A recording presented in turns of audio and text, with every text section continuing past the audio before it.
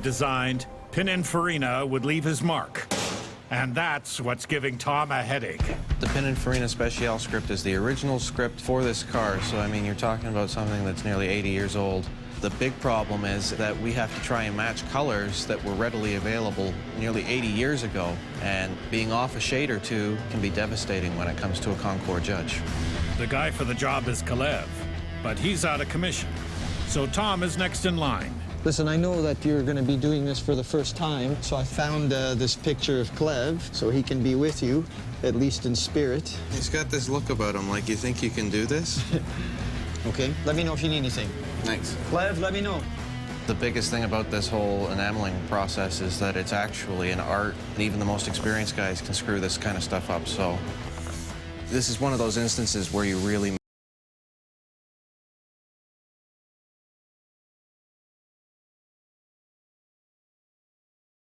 I'm getting this ready to put some flux on it so that we can put some transparency over top of it.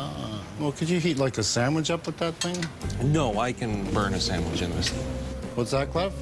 Put it in the oven too soon. Clev's watching every move you make. Try blowing it. You're gonna get waves in it. I've seen Clev do it a million times. He's irreplaceable, pal. It's sad he's gone. I want to see him back as soon as possible, but they have to make it harder because they're in my ear all the time. If Clev were doing that, he probably wouldn't be wearing the blue gloves. He'd be wearing the black ones. Like the gloves. Do you really believe that blue gloves versus black gloves are going to make a difference? A little too darn. You doing Clev's job now? They're all coming up and asking me, what are you doing in Kalev's spot? So what are you making? They all know what I'm doing there. You're doing Clev's job with blue gloves on? Go back to work. Look at that, black gloves. If I put the black gloves on, will you go sand something? Okay, okay. You think they were made out of gold? Watch, things are gonna happen now with black gloves on. Didn't I tell you to go sand something? Okay, I'm going. Don't you have something to stitch too? Clev, keep your eye on him, will you?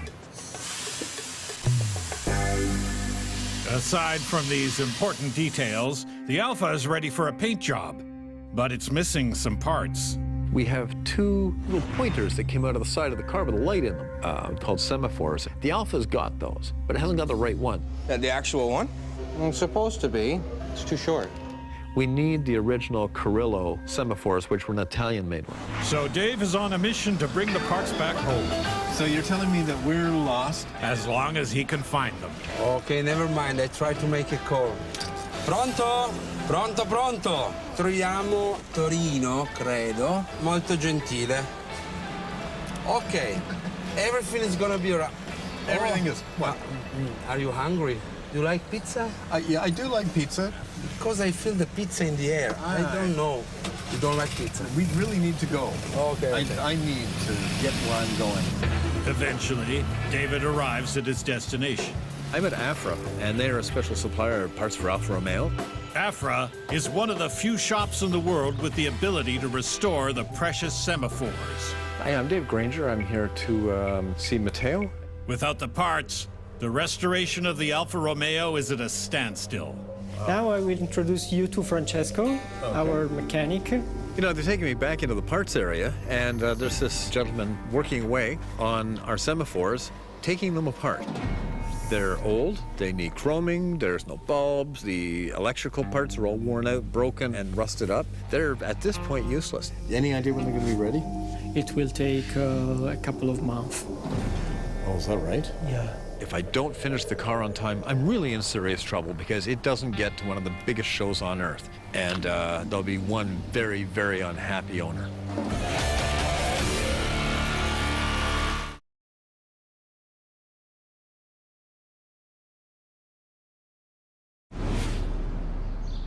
At the Guild, Bob and his son are ready to choose a hot design for a custom paint job on their '69 Shelby. Couple of different styles of flames. Now, is there any one of these that you thought looked better than another? Or? Well, I'm kind of leading towards that one there. That's the one I like. Oh, yeah, that's cool. I like that, actually. You like that, buddy? I like the way it is, but yeah, that one out of all of them. That's just more traditional style flames. These are more like a tribal flame.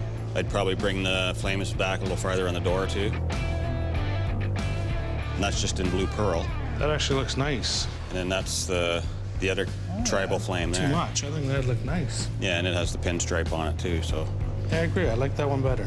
I'm happy that it's not too much. It's not going to be, gaudy going down the street, but I'm very happy with it. I actually like this. I like you have the 350 in there as well. Yeah. No, I'm very, very happy with this. Thank you for doing that. But I think we've got a decision on that first drawing and this color code. I think it's going to look really good. I really appreciate it. Good, thank you. We'll talk soon. Yep. Okay, take care now. Yep, you too. Thanks. It's going to look cool. You never know what's rolling into the Guild. And today it's the owner of the 1972 Roadrunner with his rebuilt engine. Just like Christmas. Yeah, look at that. Mopar blue. It's all been rebuilt, trans rebuilt, motors rebuilt, everything's new. The Guild did a restoration job on the car's engine bay. The engine also needed a total overhaul, but George did that himself. Oh, you ate your Wheaties this morning. 1, 2. Where are you hooked? I'm just on the frame. Watch the bump, Ken.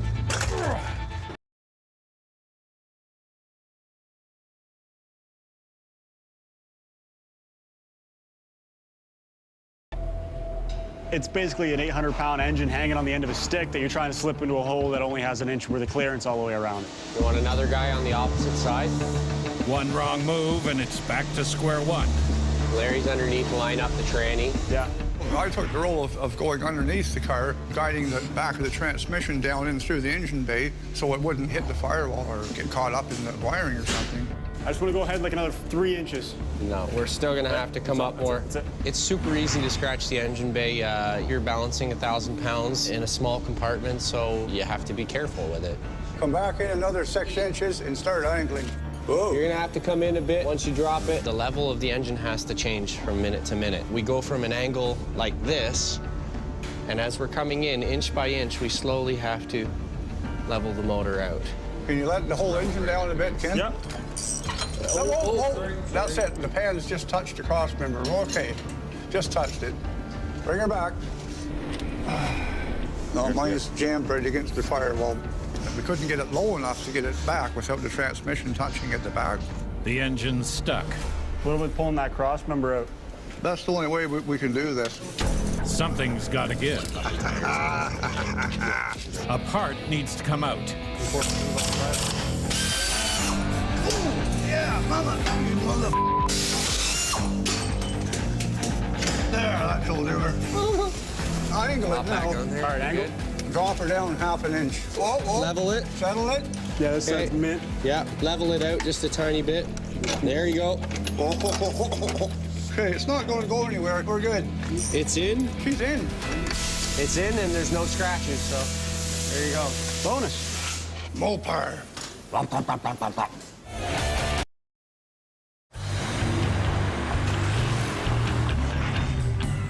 In Italy, David's hunt for the Alfa Romeo semaphores just hit a major roadblock. It will take a couple of months. Oh, is that right? Keep the faith. Yeah, it's easy for you to say, don't worry. Be happy. But I got a friend from my cousin. And I think it will find for us what you're looking for. Well, these aren't easy parts to find. I mean, you're just not, you can't just like go to your local parts supply place. This is very, very rare parts. Yes, I understand, but you don't know my cousin. Yeah, so well, if you want, I can make a call. Matt, you just get me back to the hotel because I've got calls on my own to make. I don't want to. As you want. Yeah, no problem.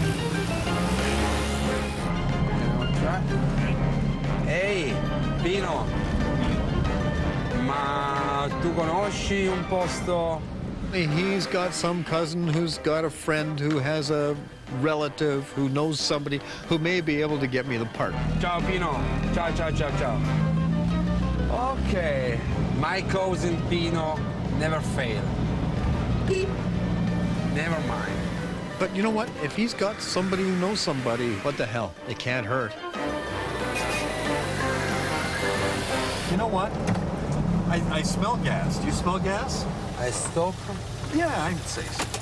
I mean, old cars smell gassy, but this was smelling like gas that just wasn't getting to the engine. Do you have any tools? I'm not sure, but I try. Oh, man, you can see it's been leaking down here for ages. I opened the trunk, and almost every fuel line on the car was loose. You got electrical tape on the gas system. None of the clamps were tight. All the leads are like 3 and 4 turns on the clamps. You got something like this? Oh, that's perfect. It's been pouring gas. It's burned the paint right off in here. Ah, good to know. Using a makeshift screwdriver and a knife set, I have at least tightened things up, and we have a reasonable chance of using the last half a tank of gas. You're very able with the car. Well, I know a little bit about cars. Yeah, we're good. Thank you very much. Oh, you're welcome. I won't even charge you for it. Look, an Alfa Romeo. I'd love to be in an Alfa Romeo right now. We're looking for number 1, number 12. Wow. Oh, at least we're going down. Close to number 1. Yeah. Now, which number is it? 3. 1. Oh, very, very nice. You know, when I first got here, there's this big iron gate. We're in the industrial area. My expectations weren't very high. Buongiorno. Buongiorno. Emanuele, Mr. Gringer from Piacere, Canada. Salvatore Diomanti. Ah, good to meet you. Granger. Granger. Prego. Sorry. Oh, look at this car. Beautiful. First thing I see is an Iso Grifo. I mean, a magnificent car. Next thing I see is a Bizzarrini Stradale. An Iso Grifo and a Bizzarrini, like 10 feet apart from each other. This is one of my favorite Italian cars. Just the styling of this car is magnificent. There's a 512 Ferrari and some antique cars of significance. And I was just flabbergasted. What a magnificent automobile. So Mr. Diamante disappears for a couple of minutes while I'm looking at the cars, walks back out, in his hand, 2 of exactly the right kind of semaphores. Look at that. Yes. They fit right there. These are great. These are great. Special. You know, I was actually really delighted because I didn't think that we were going to find them. I thought it was going to be a fruitless chase into the middle of nowhere. And my surprise was absolute. Thank you. Thank Che you. sono meraviglioso e la ringrazio. I think that in life you must have faith. Now that the pressure's off, David takes the time to check out the toys. To hell with the Fiat. Whoops. All right. Dica di tirarlo forte che si chiude da solo. Throw strong. Throw strong. Like, what a lovely little car. Despite my misgivings, this young gentleman is the one who got me these, and this has been a search of more than a year. So all I can say is if it weren't for you, I would have been making these. Thank you very much for the young man. Thank you very much. Yes, a lot younger than me. Okay. And it really hurts me to say that. Yes, yes. But anyway, yeah, that's it. So, well, what can I say? Mission accomplished.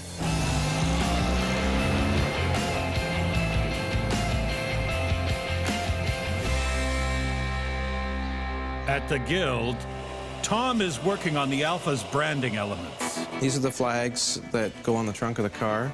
I've had to recreate them from pictures. They were lost somewhere between 1946 and 1949. It's really nice to see that Thomas has the skill sets to be able to get the vehicle completed in time. The hardest thing at this point is actually making the enamel wells in the cross flags. The wells are tiny indents carved into the flags, barely 1/8 of an inch thick. They'll be filled with decorative enamel. Well, when you're grinding out this material and you're trying to make sure that you've got the detail that you need, getting exact depths in that small of an area is next to impossible. So I'm just relying on my gut.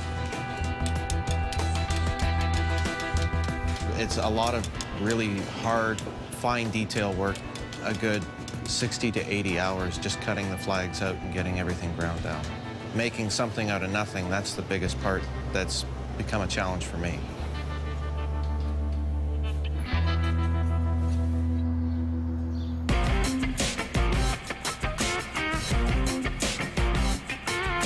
Out back, Barry's ready to light up the '69 Shelby with ghost flames. This is gonna be a cool job because it's the first flame job I've done here. Done a little bit of airbrushing, like the Grasshopper. The Grasshopper was the nickname of a flashy green Econoline Barry got to tag with his own design. It's what he excels at. My dream job here would be just to come in the door and airbrush all day. Step one for these flames is to lay the sticky paper on the car, which is just a trans mass that they use for signs.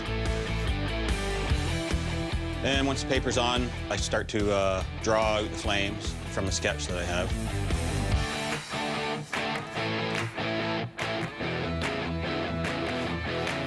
After that, go around the flames with a blue fine line, which is a 1/8 fine line. Once that's on there, I can take my pencil and trace on either side of the tape to get an even key line all the way around my flame. After Barry finishes tracing the key line, he peels away the tape and cuts out the edges of the flames freehand. Next, time to bring out the airbrush. With the edges painted, Barry removes the paper on the inside of the flames. So you can see the color difference in the pinstripe here. So I'm going to unmask this, and then in here is going to be violet pearl and blue pearl. Barry will mix the pearl with a clear coat of paint to give the ghost flames a transparent glow. So if you're going down the road and you see this car go by, you might not even notice the flames because they're so subtle. And then when it stops, the right light hits it and you're going to see them, right? So that's what's cool about it.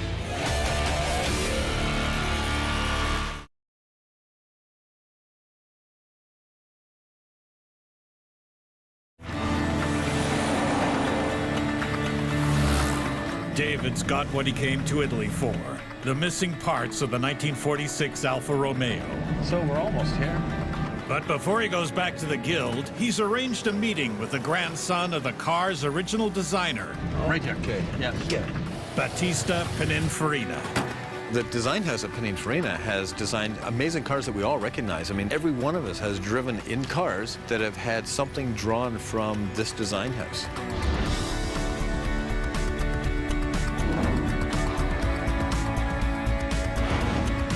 So today, I get the opportunity and the absolute privilege of meeting their chairman. Good morning. Good morning. Welcome to Pininfarina. I'm very glad of what you are doing on one of the cars that were done by my grandfather. Paulo's grandfather founded the company in 1930. Paulo is a designer in his own right and carries on the family legacy. This picture, my father, 20 years old, and my grandfather. So this is Battista. After World War II, Italian car makers were barred from the world's biggest car shows. But that didn't stop Battista. He drove his 46 Alfa straight to Paris and parked it right in front of the auto show for everyone to see. The Alfa stole the limelight and created a media sensation. Through the history of the company, we designed and or built approximately 1,000 cars. And here we have a totality of 20 cars. The Nash was produced partially in the UK, in Italy, and in the US. And the car is an interpretation of the flexibility to adapt our design to the North American market. And this is the personal car of my grandfather for the week. This man had the capability to design and build and drive the car. Paulo's father, Sergio, joined the family business in the 50s and created some of the most famous Ferrari designs ever to hit the road. My father died in July 2012. After a few weeks, we met with the design team. We said, we have to do something for our chairman. So I said to the people, I have an idea, but give me one day. So I called my mother and I said, we are going to do a Ferrari. Do you agree? I absolutely agree. So with the approval of my mother, the next day we start. And in 4 months, the car was done. My favorite piece, I think, in there was the Sergio. Paulo described the car with great passion. It certainly means a lot to him because it evokes a visceral reaction. You get a lump in your throat, actually. My father would certainly like it because it's expression of the past, the present, and the future.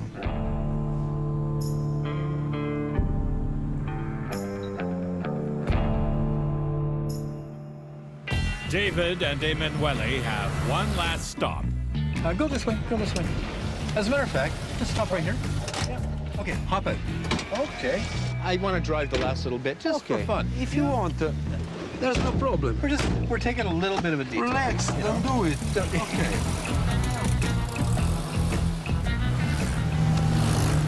Okay, where are we going now?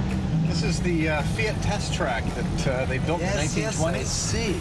You know, Emanuele, he's a great driver. I can't fault his driving, but he drives this old car as if it's a modern car. So I just thought I would give him a little lesson, and what better place than on the Fiat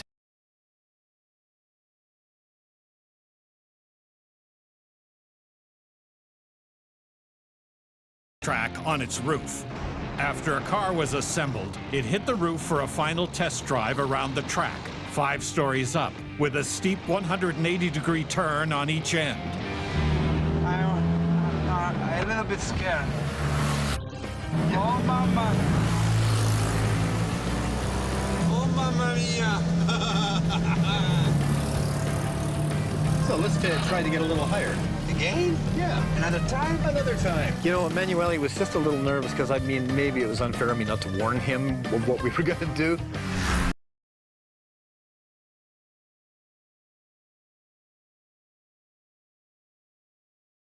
What's this? Oh, wonderful! I managed to get her right to the top of the banks, and it was a little unstable on that because I don't think there's enough air in the tires. But what the heck? If you're not steering, you're not having fun. Oh my God, it's wonderful! I like it! You know what? I thought you might like it. After a few seconds, I realized it was very fun, very amazing.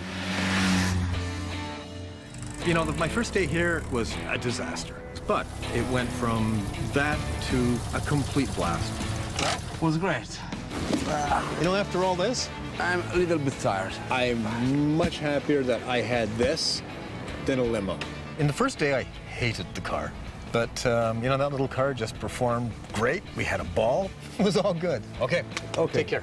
See you later. Okay. Oh, maybe the semaphore? Oh, yeah.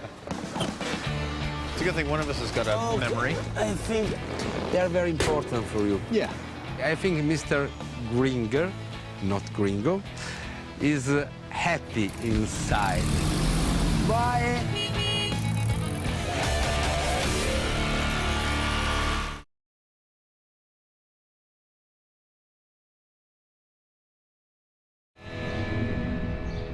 At the Guild, the owner of the Roadrunner is here to check out his newly restored engine bay.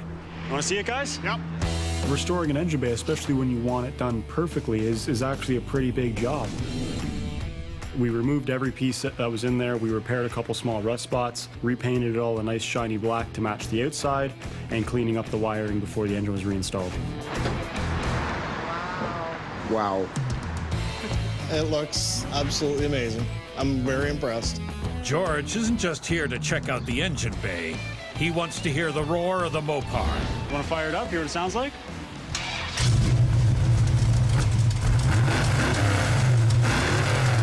Love it. The nasty, raw, powerful, mean, big block Mopar. It's the way it's supposed to sound. The car sounds awesome when it fires up. The engine sounds great. It sounds like a muscle car. Now it's time Take it for a test drive. See how it feels, guys. for a little family fun.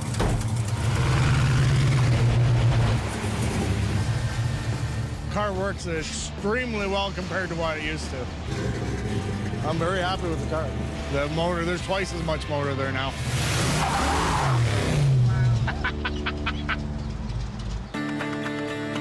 David is back from Italy with the turn signals for the Alfa Romeo. Without putting the semaphores in, we can't install the interior. So really, it stops everything dead not having. They needed the rare parts in hand to see how big to cut the slots where the turn signals pop out of the car. Everything fits perfectly. Now it's going to be down to a little tweak so that it actually fits the coachwork properly. Now, the car can get some color. You know, the paint on this car is incredibly important. We have to make the car that rolled out of Pininfarina's garage in 1946. But this is no ordinary job for Barry. The owner wants it painted exactly the way it was done 70 years ago, with lacquer. Lacquer is a little bit harder to work with than the regular base clear because you got to spray it really thin and you got to build up every coat. The Alfa's going to have probably 20 coats of lacquer on it. It should turn out really good. This is a big deal. Most of the guys have never seen a car painted the old-fashioned way. I mean, I was just blown away with the work they'd done on the car. Just beautiful. The next step's the long part, sanding the entire car from top to bottom. It usually takes a couple of days to sand a whole car. You got to know what you're doing to actually do it right. Now he lays down 3 more coats of paint. Which is the final color coat, and then you can put your clear on after that. This is awesome. This is exactly like going back in time. It's exactly the same color as it was in 1946. Car's gorgeous. Time to finish off the job with one last wet sand and a coat of polish. There's not really no shortcuts for this job. It's got to be done perfect, so it's worth it because it just looks awesome. Now that the Alpha's painted, Tom can finish installing the semaphores. I've got them wired up temporarily right now because the wiring on the car's not finished. But other than that, he's done. But nothing's finished at the Guild till the boss says so. So is it working? It is working. Why didn't it light up? There's no bulb. The only reason I went to Italy was to get these damn semaphores. And the fit is beautiful. Yeah, it came out nice. Yeah. I mean, they're just a little thing, but you've got to have operating turn signals, and that's the turn signals. Well, I'm pleased that that's come to an end, because that was just a bit of an arduous, bloody journey. Yep. So now I can relax because I got the semaphore. So the rest of building the car is a no-brainer. Just the interior, the hood, the trunk, the inside, the outside. Oh, and the wheels. Easy.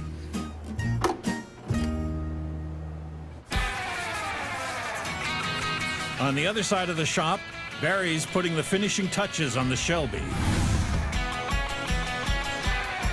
Because today's the day. Oh, I'm looking forward to this. Shelby owner Bob and his son finally get to lay their eyes on their decked-out ride. Anxious to see this one. Are you ready? Yeah. Oh, wow, that's nice. Look at that, sweet. It's fabulous. I really can't believe it. They were just absolutely blown away. There's nothing better than seeing that smile. Very, very nice. This is sharp, guys. What a great job. You've been wondering how it's going to turn out, but this is great. Barry's actually painting it in there, GT350. I saw that in the other corner. It's great.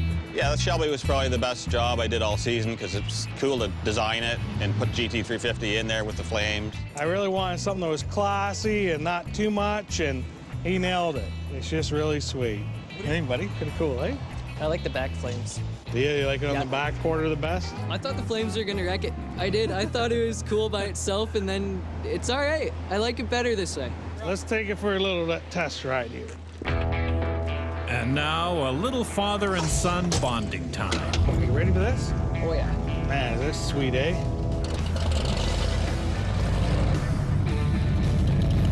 Well, this is sharp, eh, buddy? Very, very happy with this. I can't believe nice job that they did on it. We're gonna have a lot of fun, buddy. Just think of the road trips you and I be able to do. This is nice.